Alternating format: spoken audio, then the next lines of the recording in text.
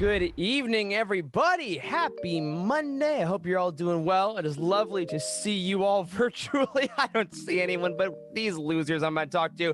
But we are here tonight, Living Force. We are talking High Republic. We got some preview chapters to talk about. We got a giveaway to announce. We got a book to review. So much good stuff coming your way.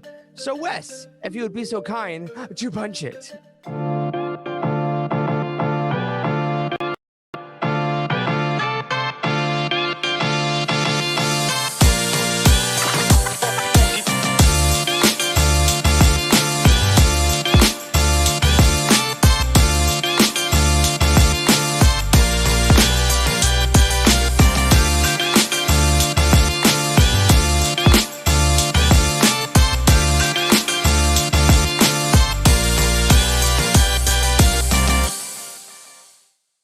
What is up, everybody? Welcome into the Living Force.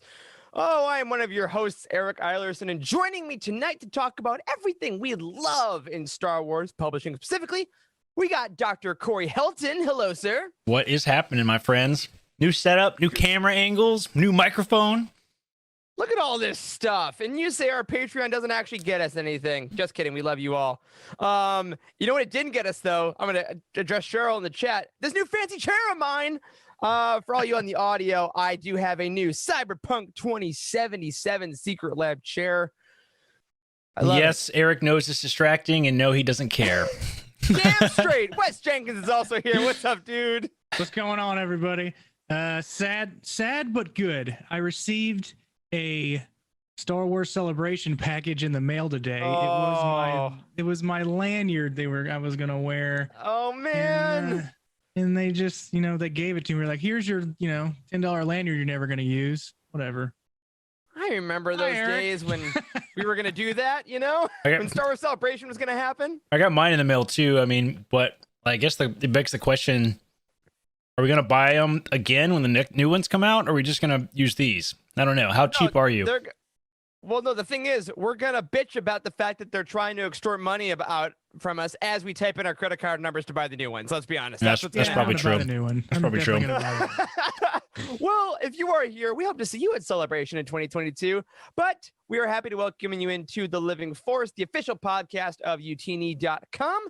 Tonight, we're going to talk about chapters 5 through 8 of Charles Soule's Light of the Jedi that got released over at Penguin Random House. If you missed our show last week, we talked about the first 4 chapters. So go ahead, pause the show, go back, listen to our thoughts on that, and we're going to continue this week. A couple things, though, before we get into that. First of all, I want to wish a very special happy birthday to Carl Sander. Oh my gosh! Now I'm second guessing myself. Carl of the Utini team, an OG Utinian who has been with us for years. One of the only Utinian I have met in real life. Happy birthday, buddy! I hope you had a good one. Yeah, happy birthday, Carl. Yeah, happy birthday. I guess. Yep, great. All right, moving on. Whatever, moving on. Let us know when your damn birthday is so we can announce it. Or don't. Whatever. It's cool. Whatever you want. But in the complete opposite tone of news, though, we also want to bring attention to a tragedy that happened in the Star Wars world this week. David Prowse, the actor who played the physical body of Darth Vader in the original trilogy, passed away this week at 85. And it was a rough blow for the Star Wars community. A lot of the original actors, spent all their time with him, right? James Earl Jones did the voice in his studio, but on set, it was David Prowse every day for 3 movies. And he will be missed by all that worked with him. Apparently, he was just a lovely dude. So from all of us at Living Force that grew up watching him point effectively, have lightsaber battles with Mark Hamill, thoughts to his family and everyone that loved him. So I have his one with the Force now. I have his signature hanging on my wall behind me. You can't you can't see it in my shot, but I have an autograph photo from David Prowse that I bought a couple years ago. There's a documentary on Netflix that everybody, I don't know if it's still on Netflix. It was at one point about, I forget what it's called, something about father or something like that. It's about David Prowse getting the role to play Darth Vader, and kind of the controversy surrounding Lucasfilm sort of snubbing him in a lot of ways. And that's not him that takes off his helmet in Return of the Jedi. And that was a surprise to him.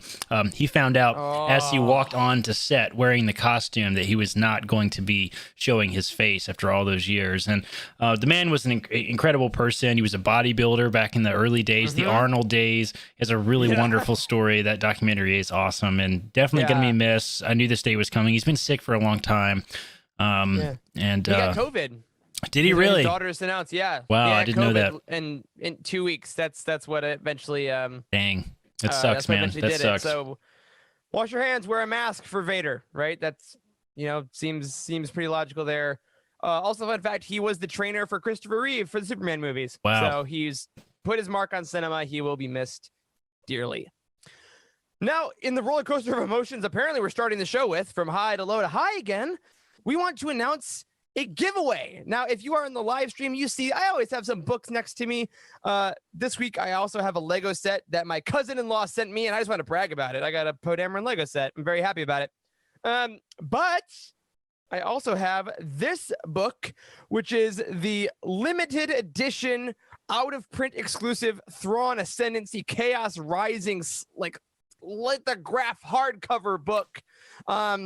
We were lucky enough to grab one of these, but Corey, this isn't mine.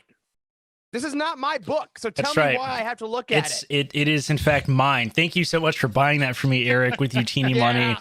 Really honorable. No, when we found out this book was coming out a couple months ago, I said that we should buy one and give it away. Now, this collector's edition book was $160, right? So it was really pricey. There was a very limited number of them that they produced. Like 750 made, I believe. Very limited number produced. This is one of the probably biggest, most collectible book specifically items ever to be released. So we're super excited to give it away. The details regarding that giveaway are going to come out here in the next week or so. We're still working on some of the behind the scenes stuff. It's kind of technical actually doing a giveaway of this magnitude. So be looking for that. We're going to do the giveaway at our Christmas party, which what's the date of that now? The 28th, I believe. The 28th, I believe. So we'll be doing a live stream show Mondays as usual. The 28th will be the Utini Christmas party, where you'll get to meet a lot of other team members. It'll be a jovial good time, and we will be giving away this book there. Like Corey said, stay tuned to our Twitter, our Discord, our Facebook page. We'll be announcing ways you can enter to win. You do not have to be a patron. You do not have to be a listener for years. We're going to give plenty of people ways to win this gorgeous collectible book. Again, I mean, shout out to Del Rey and everyone for putting this together. It is absolutely gorgeous, and I can't enter, and that's okay. That's okay. I'll be fine. I'm sure. But so yes, keep an eye out for that. Details coming in the upcoming weeks. But speaking of our patrons, Corey, we finally set a date for a lovely patron event. We did. We set a date for the famous reading of iJedi. I'm letting the community.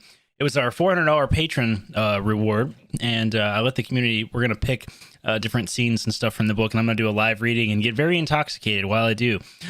Which now that telling you ahead of time. Yes, telling us ahead of time, and I don't remember what day of the week this is on. I hope it's on a weekend. now that I'm thinking about this, I think it is. I really hope it's on a weekend. Otherwise, I'm gonna be on a Friday. Okay, excellent. Yeah, so we're gonna do this. It's gonna be a lot of fun. I need to reread the book, and so I can pick my own passages too. But if you guys have passages you want me to read, then be sure to send them to me in Discord so I can suffer together with you. Yep, and that'll be January 8th of 2021, January 8th. Mark your calendars. Make sure you're free. It's going to be a freaking awesome time, to be sure. And hey, you're making Corey read the full book of iJedi as well. So, I mean, it's a win-win-win. Yeah, well done, everyone. I'm not appreciative at all, but, here we are. Here we are. Also, we have a new Patreon feature that we released this week. For those of you that are patrons of the show, usually you just kind of say, hey, every month we'll give you Teeny a couple bucks and you get various rewards, things like that. We love you all. We're seriously blown away every month by it. But Patreon has this feature called an annual membership, which is exactly what it sounds like. You can become a patron for a full year. And if you sign up now to be a Utini patron by December 31st, New Year's Eve, you will get 2 months free next year. So you're literally getting 12 months of Patreon perks from us, but you only have to pay 10 months worth, whatever tier you pick. So it's cool. It's a sale. We still get the same amount, I think. So do it, I guess, right? Is there a better pitch for that?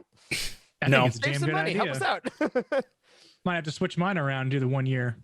Corey, give me some stuff. You're a patron? When did that happen? No, Corey. When did that happen? My ass, man. I'm just kidding. Ages ago. If you guys remember, we actually created Patreon back in the day because we wanted to create some perks just for our own team, right? So it was a cool way to like get everybody to financially contribute, I guess, to like paying for the website and stuff. So now it's a lot of fun. I really thought that most of our team members had quit doing that, though. I guess you're the only one that still believes in us, Wes. Oh my God! I feel so strongly about this company. Yeah. You go so far with my $10. Oh my God! It's like that episode of Futurama where Scruffy the janitor he's like they're at the board meeting and he's got like 50,000 shares and he a single tier and he's like, I believe in this company. Excellent. That's Wes right now. Gosh. God, next week after this episode comes out, the team listens to it. We're gonna realize, oh, we have $76 in Patreon now. But go check that out. Save some money. Help us out. But we want to celebrate as well. Like I say every week, my favorite part of the show now. Corey, who's our patron of the week this week that we want to celebrate with everything we have? Our patron of the week this week is Paul Matthews. He is super active in Assembly Chat and in our Discord. He's been around for a long time. I believe, Paul, I'm not sure if you're listening live. You may have to correct me. I believe he was a subscriber to the Book Box back in the day. That sounds right. That name is familiar. I didn't see faces back then, but obviously I see names. So their name does sound familiar. So Paul, thanks again for being a patron. And Wes, throw that video up. Hello everyone, my name is Paul Matthews and I'm really excited and thankful to be the patron of the week for Utini this week. So about me, I'm from Asheville, North Carolina. I got into Star Wars as a young kid. I watched the VHS tapes of the original trilogy and I would rewind the Battle of Hoth over and over, and I just loved it from early on as I can remember. To get into the EU, I read the 2004 Clone Wars Adventures comics. They had all sorts of crazy stuff with Obi-Wan and Anakin and massive super battle droids, and it was super wacky and fun. The first book I remember getting from the library was The Old Republic Fatal Alliance, and after that I went and reread a ton of the old books. They were not Legends at the time, they were just EU, and I loved them. My favorite, this was really hard, my favorite book series, I went with the Darth Bane trilogy, just because it added so much to Star Wars. I loved all the characters. It had a great narrative, and was just super great. My favorite Star Wars film changes a lot. Right now it's Return of the Jedi. I just watched it a couple weeks ago again, and the third act of that movie is just super fantastic. I love the music. Everything about it was super awesome for me. I found Utini. My first round table was Resistance Reborn. It was after I had listened to the audiobook for it, and I really just wanted to hear people talk about it. And after that, I didn't join Patreon for a while. I'm a senior in college, and I really told myself I shouldn't spend money on something like that, but I just wanted to support Utini, and after a while I ended up giving in and joining, and I'm really glad I did. What I'm looking forward to next is the next Thrawn Ascendancy book. I'm really excited about that, and I can't wait to see where we go with the whole new area of the galaxy. And with so much weekly Utini content, I'm just excited for whatever happens next. The weekly bounty hunts, the main show, all of it's fantastic and super high quality. A question for the host, I was going to ask, if we get a new Star Wars video game, what character or eras would you guys like to see? And then to find me on Twitter, I'm PMattyIce, if you want to see me retweeting the Falcons after every week, or pictures of my action figures. That's pretty much all I do there, but thank you guys. Awesome. All right, Paul, thank you, man. Yeah. Awesome. Love hearing that. We were talking as we were watching your video. We love when people talk about Bane. One of the unanimous favorites around here. And what a great freaking question too, because we've been getting so many good Star Wars games lately. What do we want? What era? What characters? I'm gonna go first in this because something immediately just popped into my head. I think it's gotta be. I want High Republic. That's what I want. Period. I want a High Republic video game. I want a third-person action, just a High Republic game. That's it. I mean, it's you'll find out why as we go later into this show, but it just seems so freaking fun. Oh man, I don't have an answer yet. Wes, you got anything? Yes, I want a episode 1 video game, and you play as Qui-Gon. I want to. I was a big prequel buff, I guess, but having Qui-Gon in just to see him fight somebody other than Darth Maul twice, I'd appreciate that. Yeah, great. Yeah, he does have a 50% failure rate in duels. Yeah, right. Exactly. Real quick, my eye just went wide looking in the chat because John Dutch Vander just put Knights of the High Republic. Give me them drugs. That's it. Yes, absolutely. Oh I still want the Star Wars 1313 game to be produced. I was trying to remember what that was, and it's not necessarily like I really enjoy the Assassin's Creed-esque of what is it, Fallen Jedi? Is that what it was? I'm just gonna let you get there. Oh man, that's the game that was just released this year that I played in 2 days and beat and haven't touched since. That game, yeah. Fallen Order. Jedi Fallen Order. Yeah, I remembered. I would like that, except not as a Jedi character. I want to play as like a bounty hunter or something like that. Maybe even like a RPG style, kind of like Knights of the Old Republic would be really fun. We could kind of play as that. So you and I have been playing a lot of Assassin's Creed lately, Eric. Yeah. So like something of that nature. There's a lot of customizability in this one, it seems like. So something of that nature would be a lot of fun, I think. Absolutely. We'll keep our eyes peeled because we are not going to have a shortage maybe of Star Wars video games. Not as many as we'll like, but there are definitely going to be more games coming out each year. With the success of Battlefront 2, Fallen Order, Squadrons, it seems like it's still pretty successful. The player base is falling a bit, but very excited to see what is coming up. Paul, excellent question. So happy to have you in this family, brother. Sorry about your Falcons in general. Now it's time for the Star Wars Weekly Roundup. Yes, every week we talk about what has happened in Star Wars the previous week. And sometimes, like this week, we do a mini book review.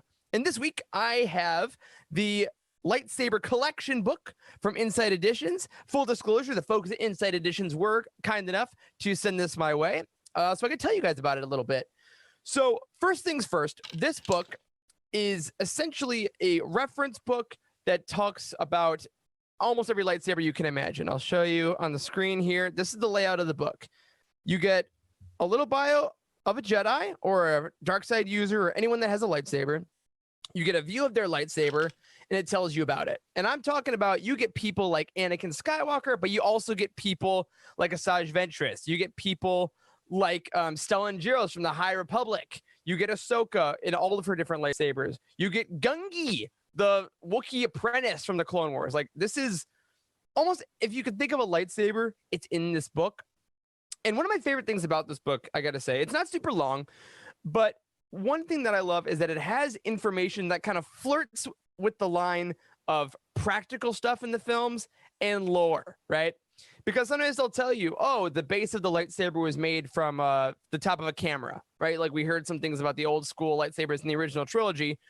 But they'll also say, okay, Ki-Adi-Mundi, my favorite tidbit in the book. He has a lightsaber in the prequels that is blue, except for one scene, it is green. Now, for those of us that love the prequels and love the original trilogy, this happens all the time, right? Oh, Joxy, thanks for those bits, buddy.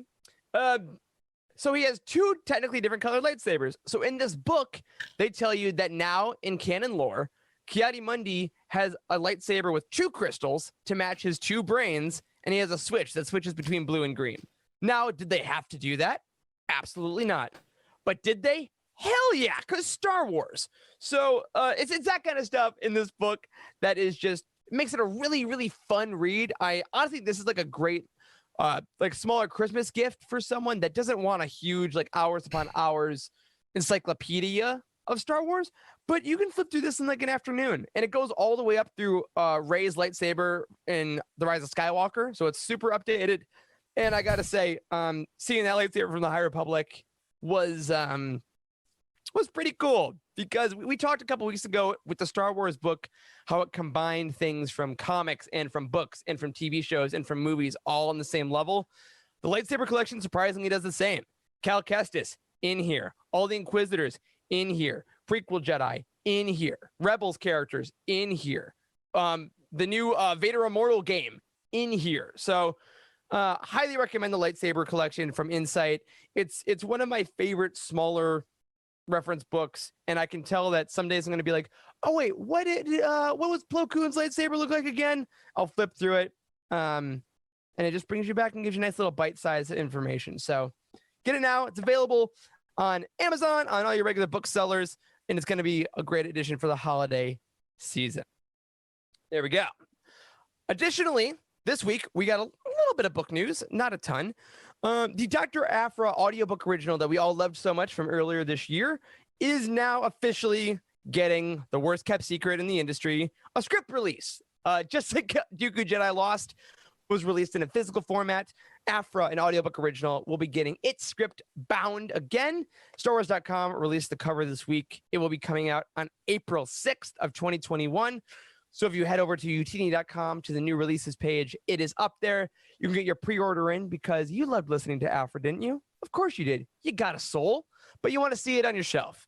So go ahead, pick that one up, add it to your list, because let's be honest, you don't have enough books to read next year, right? There's not a whole lot being published, except for the High Republic novels coming out in January and February, and the Star Wars Insider Fiction Collection in March, and Thrawn Ascendancy, Greater Good, I almost forgot for a second, coming out on May the 4th. So make sure you head over to the new releases page, get all of those, head over, grab the lightsaber collection for your reference book needs. Tons of Star Wars coming your way. Just a great time to be alive, guys. I'm really happy about it. Are you happy about it? Am I happy by myself? Yeah, all by yourself. All by yourself. Yeah, no, I'm super excited for that. The book cover, I wish I had it pulled up for you guys. The book cover looks awesome. Like, yeah, it looks really sick. It's real pretty. It'd be a good idea just to run through it, and listening to it and reading it at the same time. So, I've never done that. I've heard that people do that, but I've heard that it's a lot of fun to do that. I've definitely read stuff and then listened to the audiobook, but I've never done them at the same time. Yeah, well, see, that might be a fun thing to do. It might be a fun new experience to try out. And I want to say thank you to Joxley in the chat for saying that was a less weird intro to the weekly update. So thanks. That's what I strive for, buddy. Less weird every week. Now, speaking of Joxley, the man himself has been on a designing rampage lately and released a whole bunch of new swag for the Utini holiday season. So we are going to sit back for just a second and let you watch an ad that shows you all the cool new Utini merch you can pick up, designed by Jose himself.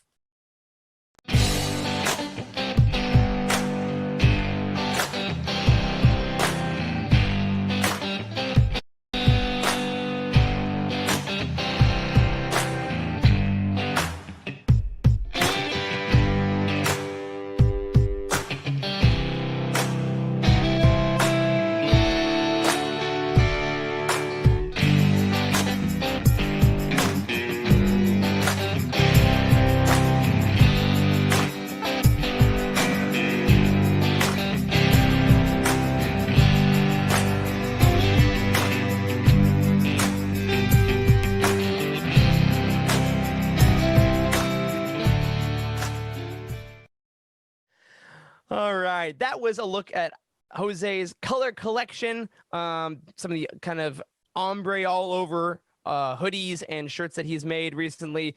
There's also an ugly sweater Utini shirt that is a quick favorite amongst people in the Discord. So head over utini.com/merch, pick up all the stuff you'll need for stocking stuffers and all that glorious stuff.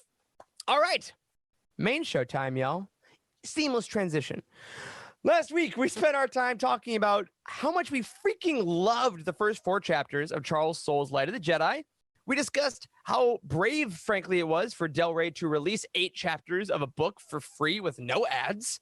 And it seemed to go pretty well for them. Now, this week, we read chapters 5, 6, 7, and 8. And before we go any further, heads up, we will be talking about what happens in these 4 chapters. They are technically, I mean, they're the beginning of the book. They're out there. They are free to read. So if you don't want to be spoiled or you're waiting for the book upcoming, thanks for listening to the show so far.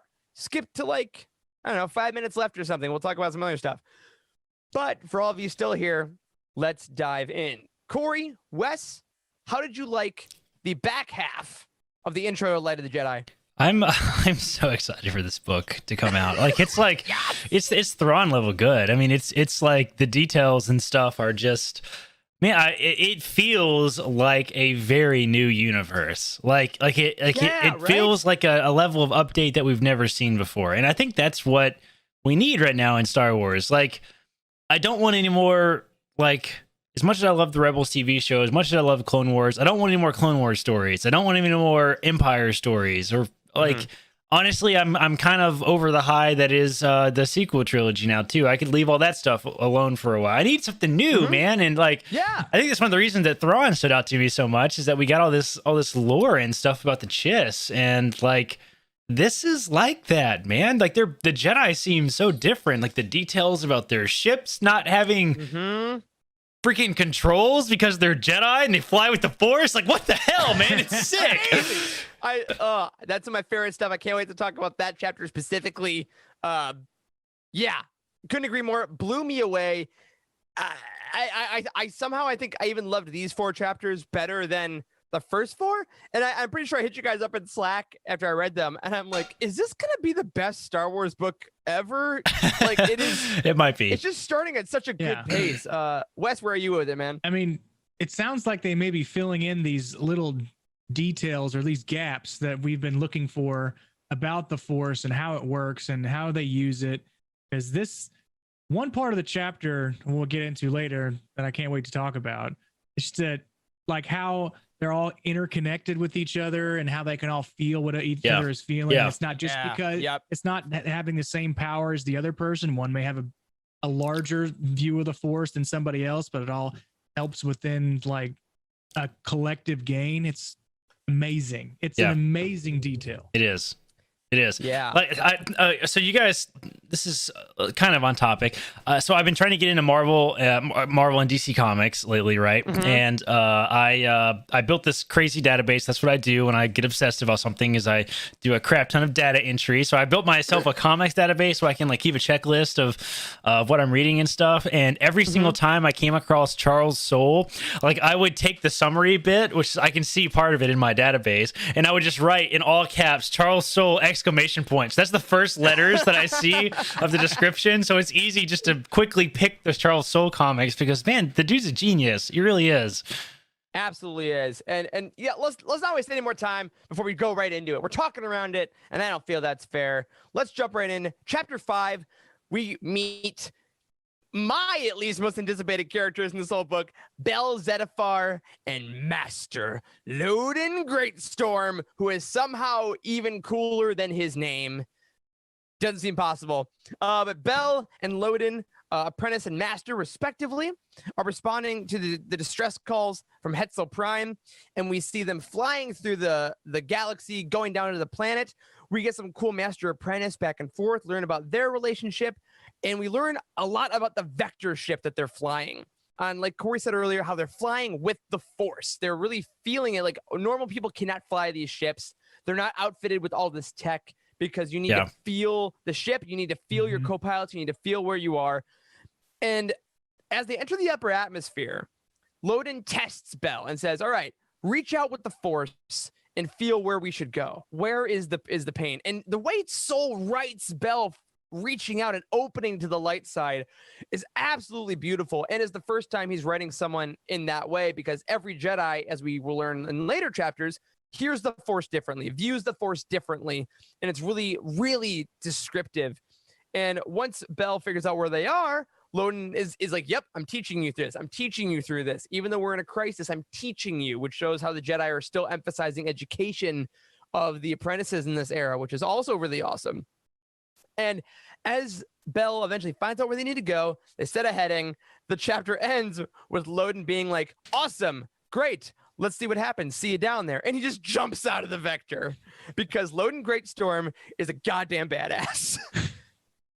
how'd you guys like this chapter? I liked it. I loved it. Definitely liked it. It's just basically the quintessential master and apprentice story, and then going down to what I wrote in my notes was steal this rich man's ship, because that's obviously some rich asshole that's holding onto his ship and was going to let people die because he wanted his quarters to be nice and clean and not That's right. slam with a bunch of refugees. That's right. That's right. Yeah, I loved it. And I loved the details about the master apprentice relationship is really cool. Like, it seems like at the core, the Jedi are the same, right? Like the Padawans, they work for a master, and the master is constantly teaching them things. And this is so short too. I'm looking at the whole chapter almost fits on about like 2 or 3 scrolls, and I'm through the entire chapter, but there were so many details in here. It's just fantastic. Absolutely fantastic. Yep. Yeah, and there's also like a little bit of like Obi-Wan Anakin playfulness. Oh in it. yeah, absolutely. Like when they come in, there's a quote, entering the upper atmosphere, Bell. Loden said, not turning. You ready? You know I love this part, Master. Bell said, and I could hear Anakin in my head. Yeah, like absolutely. And it's so beautiful because even in the midst of disaster, there is such grace in the way that the ship falls down, and he says like a blade that cuts through the clouds. Yes, absolutely. Yeah. And it really seems like the Jedi in this era are so in tune with the universe, which is something we've been told about, but I feel like only Yoda's really touched on that. And maybe it's because he's in this era. Like this is when he learned. That's true. I you guys know that we're gonna have to get some Yoda, but I wonder how much we will actually get. Well, because like, do you think that would take away from it a little bit? A little. He's in Daniel Jose Older's High Republic Adventures comic because he's like the mentor to the kids. Right. And I'm like, I think that's where he belongs. Like I want a little bit of mentor Yoda. I don't think we need him on main missions like this. Yeah. He's Yeah. not head of the Jedi Order either, right? As far as we know. Not as far as we know. Interesting. It doesn't feel like, well, we haven't heard from him, but it feels like somebody else maybe. Yeah. Interesting. Yeah. But there's just so many great nods to what the Jedi mean and stuff like that. I mean, like the quote of, if there was injustice out there, well, they would bring justice. The Jedi were justice. Justice. Like, yeah, justice. I'm loading Greatstorm. It's just so cool because these guys are so much different than Avar Kriss in an earlier chapter. You already can tell that they're different. Yeah, right. And we're gonna get more of her later, which is just freaking awesome. But it's just such a nice mixture of crisis, of fun, of Jedi lore, of ship lore, and of, like you said, eat the rich. Oh my gosh, why aren't they helping people? We need to help. That is our goal, is to help. Yeah, it's interesting. And I love the playfulness between the master and apprentice. Like it very much is like the classic like Padawan relationship that we've seen, and it's super exciting. I love the ship details, right? So what they talk about is like the first paragraph of the whole chapter is like, it says the ships, they have very little shields, they're really nimble, they have limited like computer technology because the Jedi like really use the Force to fly them, essentially, right? I mean, they were the shielding. That's right. How That's cool right. is that? It literally says that the Jedi are the shielding is what it says. It's sick. So good. They are the weaponry. They are the shielding. I feel like it's a very plain white ship, maybe a cream colored ship. Yeah. And just like it hasn't been painted yet because it doesn't need paint. They can't. They don't put any other extra on there. And then the dome, the clear dome, just collapses, and that's how they jump out of it. That's awesome. It's sick. And it's fun because it says a fleet of them together was a sight to behold. The Jedi inside coordinating their movements via the Force, achieving a level of precision no droid or ordinary pilot could match. And it made me think of, if you guys remember the first Guardians of the Galaxy movie, the Nova Corps. Oh yeah. At the end of the movie, all the ships get together and they literally bond to make a shield.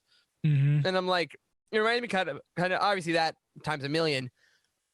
But I loved them, and I love these characters already. Yeah, like people the way the ships are described flying together, because they all use the Force to like really like communicate and stuff. Like it says people called it a drift because like I'm imagining like you've seen any of those movies like Ender's Game, the sci-fi movies where there's like a hive mind, like the way it looks like a bird flock, right? Like the way they shift and turn and those layering, like that's what I'm imagining, which is so awesome. We've never seen anything like this before with the Jedi. It's so new and different. Like even the Old Republic games, like it was more of the same. You know what I mean? Like there's still a Jedi Council. They're still all grumpy. Like It's the same, right? Like the ships are the same. Like even and even like the main Republic ships are the Hammerhead corvettes, and we saw one in Rogue One, right? Like they're still freaking using them from 20,000 years ago, basically, right? So I'm so excited for this. It's new. The only criticism I have about the general idea of this High Republic is I wish it was further back than 300 years. That makes it seem less like. It makes it seem like the transition is way too big. Like, did you guys think we're going to see that in this? Like, are we going to see that? No. I think because I also think that in Star Wars time, I mean, the entire galactic civil war is less than a decade. So I think that multiply that by 30, and then you got the amount of time. So that's true. I don't think they'll, at least for a long time, show the crumbling. Okay. But I'm also interested because they go from this beautiful master and apprentice relationship, I'm opening the light side of the Force, to chapter 6, which goes right back to the guys on the ground with Captain Bright. That's right. We mean who's a Nautolan captain, who's very awesome. Love me a Nautolan. Yep. And all these kind of subordinates dealing with this crisis as well, with Petty Officer Inaman, who's just a total dick. Yeah.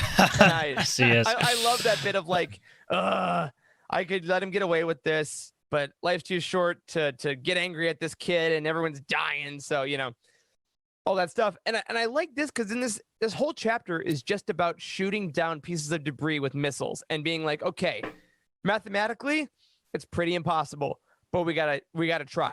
We're gonna use everything we can. And they use the quote we see a couple times of "We are all the Republic." That's right. Which is now apparently the new kind of "May the Force be with you." Like that's the thing you say to someone.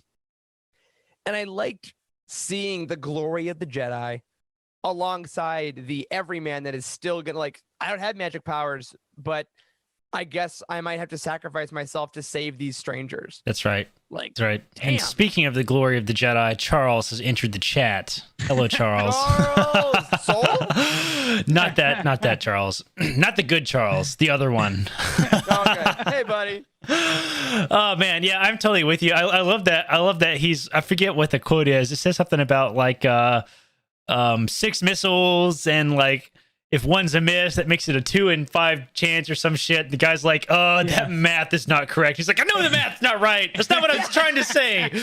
That was awesome because I literally in my head I thought, wait, that math doesn't work. Next exactly. Line. Oh, right, that's the point. It's hilarious. Also, hey, you know what? That might be a lesson for maybe everyone on Twitter in the world. Maybe wait for the next line of dialogue to see if you're angry or not. That's right. But I loved how they were cracking jokes on the bridge, and even afterwards he says, as a Nautolan, I can feel how terrified everyone is, but we still got to crack some jokes. We still have to like keep our spirits up, because when you're around tragedy, you gotta do something. You still gotta feel. And at the end, he's like, I get you're scared, but we have a duty to do. And no one's actually going to question this, right? That's right. Like, it's sick. It's what we have to do. And this, to me, this is all still a prologue. Yeah, right? I know. It feels very prologue-y, and I love Star Wars books. I always have. In Legends, this pattern is used a lot. We've not seen this pattern as much in new canon stuff, but they established Legends book with a lot of complexity. There's a lot of different characters. They all and it's like chapter, and you change from all the different perspectives, but the story still continually moves forward. And I love that format because it's really hard to this is why the what are the characterization things in the beginning of the books called again? Like where they have dramatis persona. Yeah, dramatis persona. It's why they're so useful in Legends books, because they move at this pace, and all these characters are introduced, and we're only 8 chapters in, and good lord, I can't even picture any of these people in my head. There's so many. So it works really, really well for storytelling, in my opinion. It makes doesn't it make the universe feel large to you guys? Doesn't it feel like exactly? It feels like there's a lot of moving pieces, even though it's just the same story. There's moving into the planet, but it feels like there's a lot of moving pieces. I love it. And then they give those very, like you said, prologue-y details, those background details about the solar array that they're trying to save.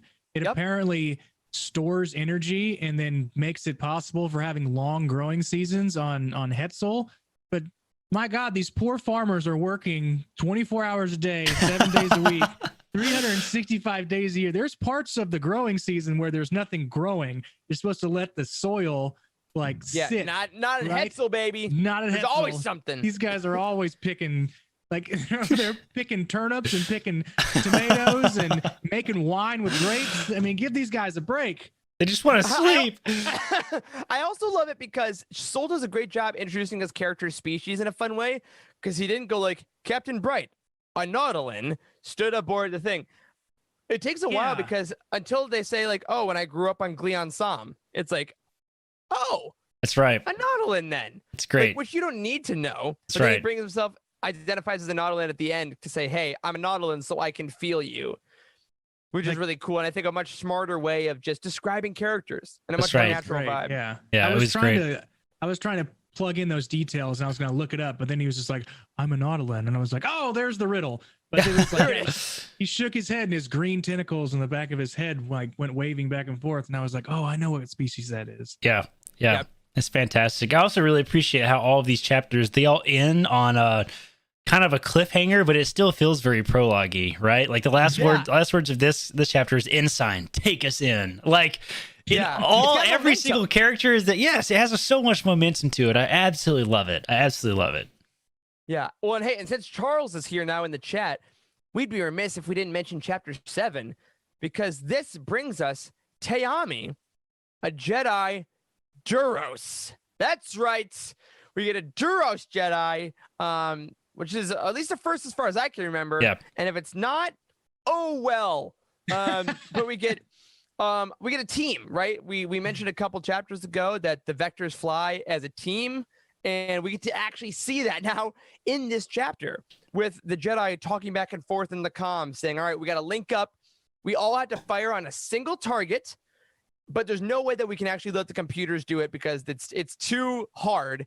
So I will link up in the Force with my fellow pilots to count us down to fire missiles at the exact same thing, and with the Republic long beam ship at the same time. We also, in this exact chapter, got Buryaga, the Wookiee that we've been waiting for, that everyone has been very excited about. Buryaga actually had a very big part to play in this chapter, because Buryaga and his master Nib Asek and are flying alongside Teami, and they all find these big meteors that we know are parts of the Legacy run coming out of hyperspace. And they're like lining up the shots. And then Buryaga starts freaking out. And no one knows why. They're like, okay, you're a little too emotional. We got to take you out of the Jedi web, essentially. Your emotions are clouding us. We got to make this shot. And then one of the coolest things I've ever read in a Star Wars book happens, where Teami plugs her lightsaber into the ship's guns because the Vectors cannot fire without lights. Question that I want to bring up to y'all and everybody listening.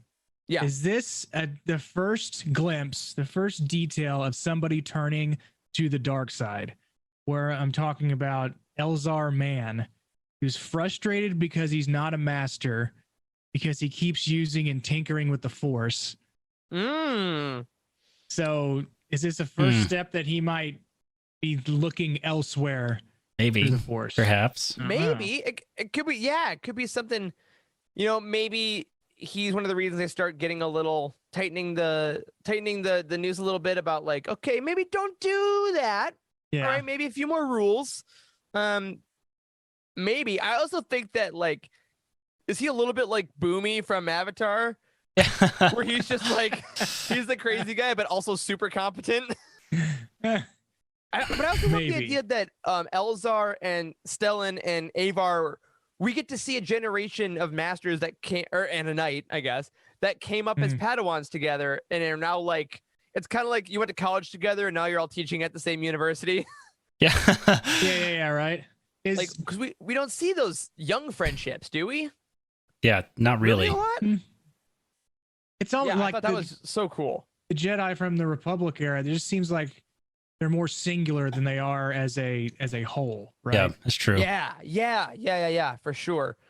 But does Avar Kriss comes across as the Master Jedi that Yoda was? Yeah, kind of, now, right? Pretty much. Yeah. Now but she's not a grand. I don't know if the title Grand Master is around at this point, right? Because she's just a master. And they've said she's like the ideal Jedi, but I don't know if that means that further on, maybe we'll find out she is the Grand Master, or if there even is a Grand Master yet. With all this talk of equality and teamwork. That's true. Yeah, she might have a good chance as she can connect all the Jedi through the Force more than somebody else could, I guess. So she's kind of like the web that grabs all the Jedi together and just makes them whole. Yeah, like, God damn. Like, they wanted to, now, we asked week 1. We asked 2 weeks ago.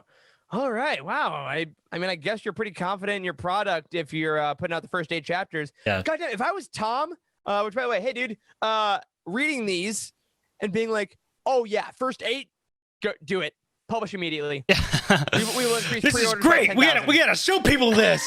Yeah, like, it's exactly it. It's so good. We've learned so much, yet we haven't learned anything. I know, right? It's fantastic. It's like this was 8 chapters. The book could be 60-something chapters long. Much as yeah, and it also seems like long. Like maybe some of the fastest initial chapters since like.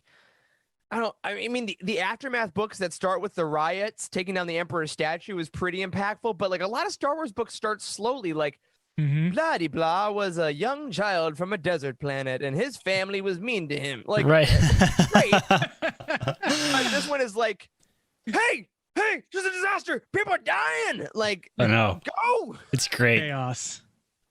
God, so cool. And I guess I put on here in the notes, like, all right, our verdict for this Light of the Jedi preview. I'm full on going to say it's the most hyped I've ever been about a Star Wars book. It's definitely the most hype I've ever been about, like, when they release a preview. Like I will sometimes read the previews if I'm like really anticipating the book coming out, but like I did for the Thrawn releases. But even the bits they re-released of Thrawn, like it didn't get me jacked like this. Like this is so those were good, freaking exciting. I've never read previews like this that have got me so excited. It's me neither. Fantastic.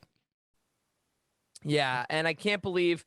I'll say it again. I can't believe that we happened to start a Star Wars book podcast around the time that they were building this stuff. So, I know. It really does feel like we're moving into a new golden age of canon, if you will, of like this past year has been incredible for book releases, and like it looks like next year is going to be absolutely incredible too. We have all the other High Republic books. We have the new Thrawn book coming out. There's the Mandalorian book coming out. Like, there's so much really good content on the horizon, and like I know we've said that, we've probably said that like 50 times on this show before. If like there's so much good stuff coming out in the future, but that's what it looks like. Yeah, we're just rising. We're like riding up the ski slope, man. Like it's fantastic.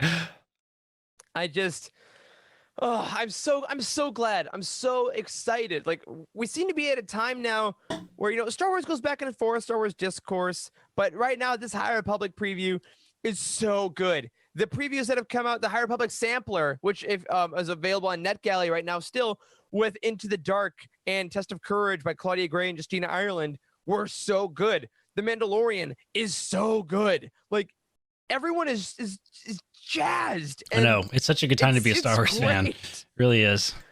Oh, and I couldn't be happier to be sharing it with y'all. And again, once High Republic stuff starts coming out, 2021 is going to be a hell of a year for the Living Force. So there's never been a better time to jump into our community. We're going to have Discord channels for all the books as they get released. We're very good about spoilers. So if you haven't jumped over to the Eugenie Discord yet and you want some people to talk about these awesome books with, that's the place to do it. And God only knows how many podcast episodes we're doing about this stuff, but I'm not saying there's going to be a Loading Great Storm episode, but I'm not saying it. All right. So now, as we get into the end of our episode, I want to remind everyone about some cool podcasts we got coming out for you, especially our patrons. The Star Wars Archives is going strong. The first 2 episodes at the time of this recording are out with Trevor and Jose. If you've ever wanted to know a ton about old school Star Wars stuff from someone that has read everything and isn't a totally pretentious douche about it, this is the show for you. Trevor brings up stuff that you would never know about Lego Star Wars, about old Legends children's books, about anything you can imagine. That show's over on Patreon. Eugenie Game Night is still going strong. Wes, what's coming up with that, my friend? This week, this coming Friday. So if you're on Patreon, then tomorrow I will be playing Jedi Fallen Order. This is my 3rd rendition, I guess you could say, of Jedi Fallen Order. I am still on Zepho, but I have I've gone through a couple of the puzzles faster than I did the first time. So really excited about playing it again. It's fun to get back into it because I hear there's a Jedi Fallen Order 2 in the works. So I can't wait to use these details that I have learned to roll it back into Jedi Fallen Order 2 coming up, I believe, in 2 years. I don't really remember, but yeah, it's gonna be fun. So this Friday, Jedi Fallen Order on Twitch. I'm gonna be playing at 7 Central, 8 o'clock Eastern. See you there. Perfect. Again, those streams are up. I think a couple weeks afterwards on Twitch, and of course on YouTube, we compile some of the best of clips. So if you missed Emma playing Squadrons last week, go ahead, check that out, throw that up. Always a good time with her as well. Lots of good stuff in Patreon. Sorry to interrupt you, Eric. A lot of good stuff in Patreon coming down the line too. We just did our bounty hunt episode. Let's see, Sunday. I guess that comes out today, right? Like we talked about all this new episode, and I wanted to specifically shout out Spice Den, who just became an annual patron. I just got the emails, and thanks, man, for jumping in for a year. That's a big deal. It's awesome. That's awesome. Thanks, dude. That's incredible. Oh, well, we'd love. Oh, I'm sorry, I got distracted. That's so cool. That's so fun. Yay! Yes, our latest bounty hunt episodes have been going pretty long because we get so jazzed. So if you want slightly longer content, we can't promise we'll keep up with it, but sometimes we just can't freaking shut up about how much we love The Mandalorian. It's because it's incredible. I watched the Bo-Katan episode again yesterday, and like, holy crap, such a good episode. Absolutely love that stuff. And after a far too long hiatus, Charlie and I are coming back with the Ghost Crew this Wednesday. So if you're listening in audio, we are up talking about Star Wars Rebels again. We got our girl Ahsoka back in Rebels this episode. It was in season 2, so it was very excellent. So go listen to that. And Legends Look Back took the week off last week for American Thanksgiving, but they're back this Thursday talking more Thrawn news. So be sure to check that out on Twitch and, of course, their own podcast feed. Saturdays, because we got you most days at Utini here, the Conj Book Club is starting the Age of Republic Villains, the comic series, a limited series. So if you're like Corey and jumped on the Marvel Unlimited bandwagon, you can read that and hang out with the guys talking about all those comic issues on Discord on Saturdays. And again, the audio podcast is released later. January, they're talking Light of the Jedi. February's book is not decided yet, so head over to the Discord bookshelf channel to vote on what you would like to do there. Whew. All right. Oh my gosh. And gosh, we have so many shows now. Heather and Meg just put out another freaking hilarious episode of Calf Faves. I love you two so much. There is nothing like Calf Faves in the Star Wars podcasting universe. What's the title? I'll let you listen to find out why. What's the title? You're just look at the title of the episode. I won't spoil it for you if you haven't seen it, but I adore you both so dearly. Yeah, and just we did a count, and I know we said it last week, but we got 8 shows in the Utini Patreon right now going, at least at some point during the year. The main show's happening. Legends Look Back has its own stream, and just thank you all for being a part of this ride with us. As we've said on this show, 2021 is going to be bigger. It's going to have so much more stuff. It's always going to be bigger. And I can't believe it's all happening here, and I'm so stoked to share it with all of you all. But with that, that is going to do it for this week's super hyped up episode of The Living Force.